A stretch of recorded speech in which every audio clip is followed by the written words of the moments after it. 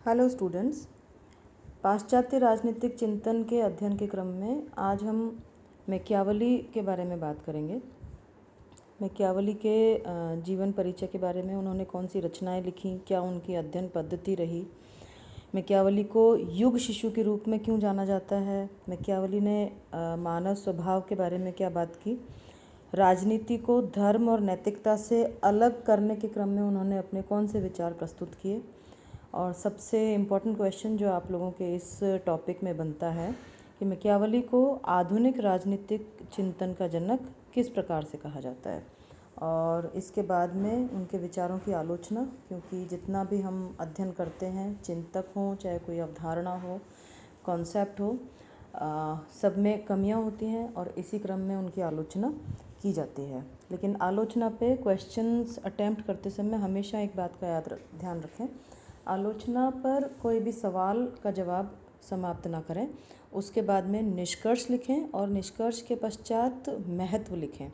क्योंकि हम जितनी भी अवधारणाएं, कॉन्सेप्ट्स, सारा विचारधाराएं, आइडियोलॉजीज़, राजनीतिक चिंतन, उसमें इंडियन थिंकर्स की हम बात करें या वेस्टर्न पॉलिटिकल थिंकर्स की हम बात करें, तो कोई भी चीज़ हम आज तक पढ़ रहे हैं, यही उसका सबसे बड़ा महत्व है।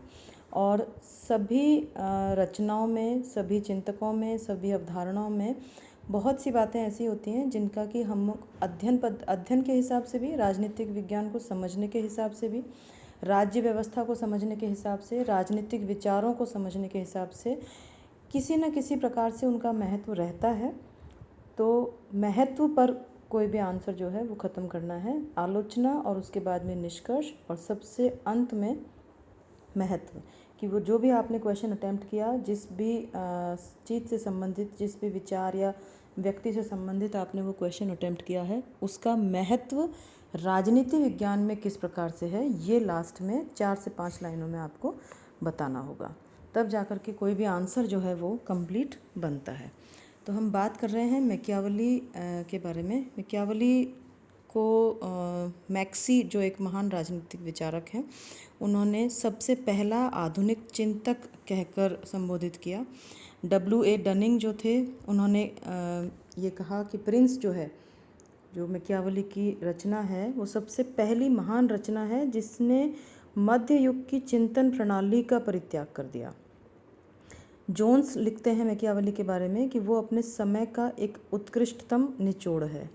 तो मैकियावली के राजनीतिक चिंतन को आधुनिक युग का प्रथम विचारक होने का जो गौरव प्राप्त है, उसका प्रमुख कारण ये कहा जा सकता है कि उनके विचार जो थे, राजनीतिक विचार, वो मध्य युग की सभी प्रकार की परंपराएं, उनमें सड़ी गली परंपराएं भी हो सकती हैं, रीति रिवाज भी हो सकते हैं, पोप और चर्च का राज्य के साथ में जितना भी संबंध थे, मध्ययुगीन विचारकों ने जितने भी इस प्रकार की बातें की, जो हमने एक्विनास में भी अध्ययन किया, और भी दूसरे मध्य युग के विचारक हैं, तो उस समय का जितना भी चिंतन था, राजनीतिक चिंतन, जो कि पोप, चर्च और राज्य, इनके इर्द गिर्द घूमता था, उससे मैकियावली ने राजनीतिक चिंतन को एक तरीके से आज़ाद किया।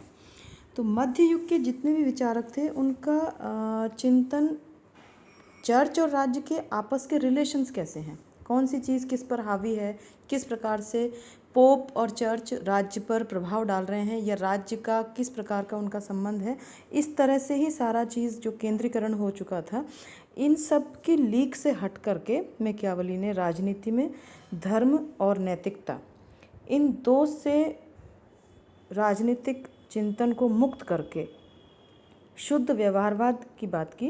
राजनीतिक दर्शन को ऐतिहासिक और अनुभव के तथ्यों के आधार पर एक नई विचारधारा का सूत्रपात किया उन्होंने।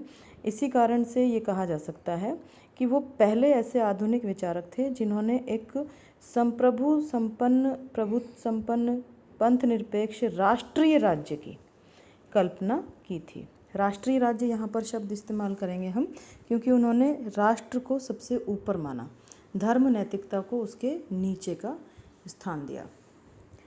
तो अपने युग के शिशु के रूप में उन्हें जाना जाता है, लेकिन उनका जन्म कहाँ पर हुआ? इटली का फ्लोरेंस नगर जो था, वहाँ पर उनका जन्म हुआ मैकियावली का।